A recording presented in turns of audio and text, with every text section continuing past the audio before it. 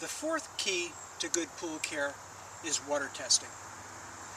Out of all the 5 keys to pool care, water testing is the most neglected out of the 5 keys. And it's most neglected because what most people tend to do is they look at their pool, they see that it's clean, they see that it's clear, it's blue, it smells nice, so if the water's clear, it must be perfect. Oftentimes, that's the farthest thing from the truth.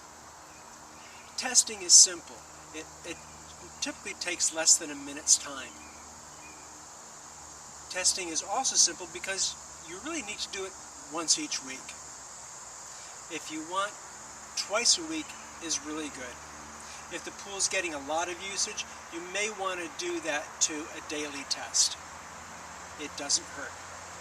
Most commercial pools or condominium pools or club pools, they must be tested by law multiple times during the day because of their usage. So a simple test is going to save you a tremendous amount of time and aggravation as you go along. What you want to test in your weekly doing are 2 things. The sanitizer, and that's your chlorine, bromine, guanide level. Guanide means either Baclosil or BioGuard Soft Swim or Pristine Blue. Even more important than the sanitizers, to a degree, is the water balance, and especially the pH of the water and the total alkalinity. The total alkalinity helps to buffer and support the pH. So if your total alkalinity is very low all the time, you will have a difficult problem trying to maintain a good solid pH of 7.4 to 7.6. If your total alkalinity is high, you'll run into the problem where you just can't keep your pH in the proper range because it wants to drift up. Got 3 simple testing measures to show you. First one, simple test strip. Dip it in the water, pull it out, match the key on the side against the colors, get your values and make the adjustments as needed. Increase the pH or decrease the pH in small increments. A second way is we're going to call it the traditional way of testing. A test kit such as this one happens to use the DPD method of chlorine or bromine testing. DPD testing is more, it is a more true test of what the sanitizer level is, and mainly because you can read what the total chlorine is, or the total amount of chlorine or bromine is in the water, as opposed to what is bound up. What you're looking for are a test of equal free chlorine and total chlorine, pH, and you can also do a total alkalinity test with this kit as well. A newer testing device is the True Test from ACQUE. This is a terrific little digital water test. Dip your strip in, put it in the analyzer, and get your results digitally. This is really good for those of us who may have a problem matching colors. It's simple, it's easy, it's effective, it gives you the right numbers. A couple things to keep in mind. Low pH problems are going to cause you to use a lot of sanitizer. When the pH is low, you'll go through chlorine or bromine very quickly. You'll also have very clear water.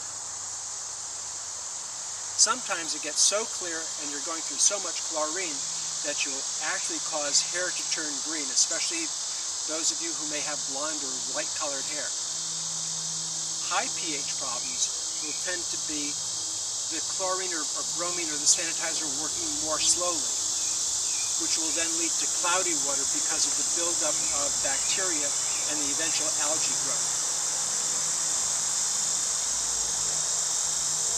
Mainly what you want to do is, as we said, test the water weekly, and then monthly do additional tests for calcium hardness. That's measure of how hard the water is. Cyanuric acid. Cyanuric acid is a measure of the stabilizer of the water, only if you're using chlorine. If you are using bromine, do not worry about the cyanuric acid. You cannot stabilize bromine. The third thing which should be tested for monthly are metals. Metals such as iron and copper. You want to keep a check on those to prevent and eliminate possible staining of the pool surfaces. Our recommendation is to have your water tested on a monthly basis in a professional pool store. If you're local to us, we'd love to see you. Grab a water sample, just fill up a baggie or a clean water bottle, bring it down, let us test it professionally. Not only will we test it, but we'll also analyze it to really find out whatever problems you might have. If you're using chlorine, another test that you may want to do is, especially if you're running into a problem where you seem to be using a lot of chlorine or almost too much chlorine, ask to have a chlorine demand test done.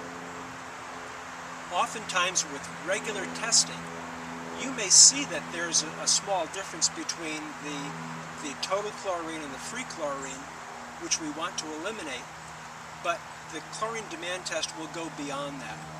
Chlorine demand test will tell actually how much chlorine has to be added in order to satisfy the demand and make life easier for you. You can, if you're out of the area, feel free to send us a water sample. Instructions are at our website for doing that. Use a good quality water testing device or a test kit. On a regular basis, change your testing reagents. I can't tell you how many customers use their testing strips or the testing reagent for year upon year upon year, and then they wonder why they're getting inaccurate results. So just do a new set of reagents or test strips every season when you get started. Another testing tip would be to make sure that you store your test kits or your reagents in a cool, dry place. Do not leave them out in the sun. Do not store them with your chlorine or other chemicals. It will harm the reagent and give you inaccurate readings. That's it for water testing. It's part of the 5 keys. For more information, remember you can go to our website at parpools.com/5keys or parpools.com/pool care. Enjoy the pool.